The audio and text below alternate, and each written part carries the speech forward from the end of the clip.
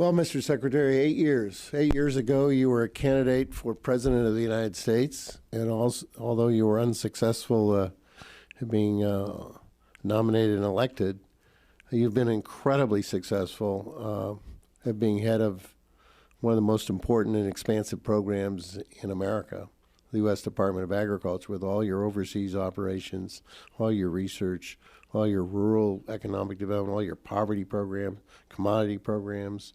I mean, the list goes on and on and on. And what an incredible agency to be head of. So it's the last day of you'll be in front of this committee like this, and I'd like to just, what are your lessons learned? It don't have to be restricted just to being Secretary of Agriculture, but you've been in government a long time in your career life, and I'm leaving with you, and so I'd just like to know, I'm always trying to reflect on looking back and what did I learn and what can I pass on to the next generation. You got any words of wisdom? Well, let me return the compliment, Representative. I have an extraordinary amount of appreciation and respect for every member of this committee, but I've had a chance to work with you personally, and I know how deeply committed you are to people, particularly those who are struggling. And you've had an impact on me, and you've had an impact on the department through your advocacy and your passion. And I will tell you that regardless of who takes your spot in Congress, this body will miss you and miss your voice. But many lessons, starting with what an incredible department it is. It is an underappreciated department, not in this committee, but in this town. I don't think there's if I had $1 for every time someone said to me in this town, I didn't know USDA did that, I would be able to retire and not have to look for work after this job. When the issue was raised about mental health and HHS was going to do some mental health funding, I raised my hand at a meeting and said, well, gee, our community facility program could potentially be helpful there.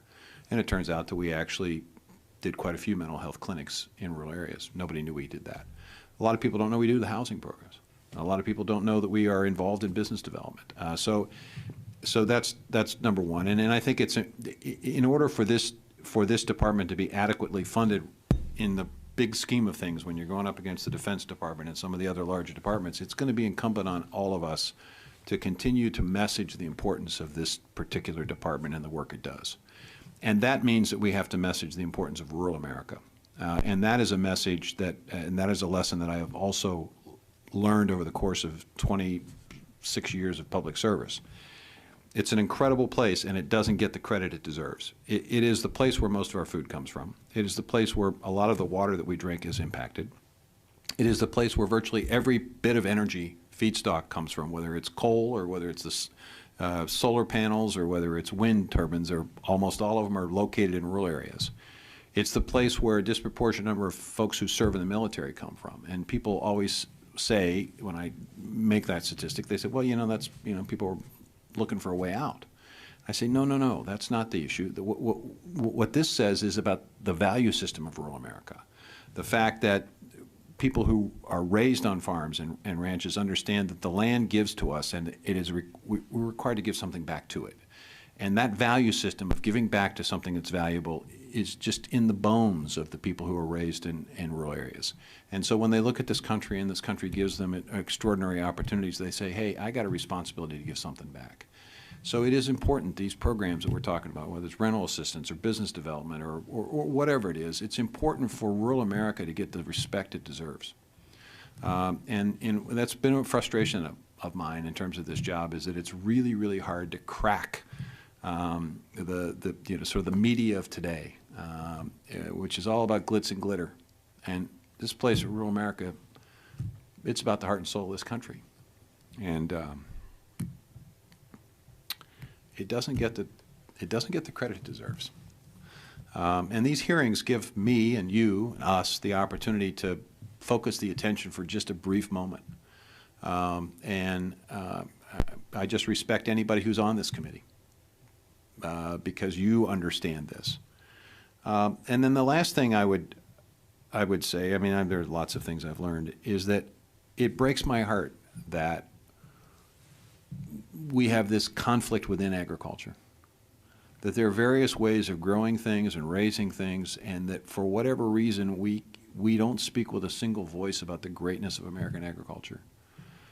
You know, people say, well, do you favor organic? Do you favor GMOs? Do you favor this? And I say, look, it's like asking me which of my two sons I love the most. I love them both. Here's what agriculture does, and I'll finish with this.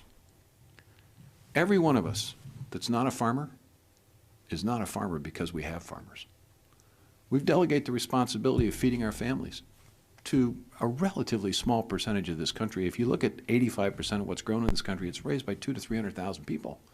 That's less than 1/10 of America.